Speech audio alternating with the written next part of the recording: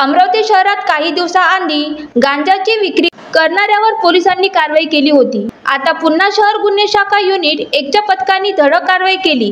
अंमली पदार्थ असलेल्या 9.980 किलोग्राम वजनाचा 2,46,000 रुपये किमतीचा गांजा पोलिसांनी जप्त केला। या कारवाईत मस्जिद गुलिस्तान नगरात राहणारा 31 वर्षीय आरिफ बेग हातम बेग याला ताब्यात घेऊन त्याच्या जवळील दुचाकी जप्त केली आहे। ॲर्चिड इंटरनॅशनल स्कूल नवसारी येथे सापळा रचून धडक कारवाई केली। कारवाईत एकूण 3,08,625 रुपये किमतीचा मुद्देमाल जप्त करण्यात आला।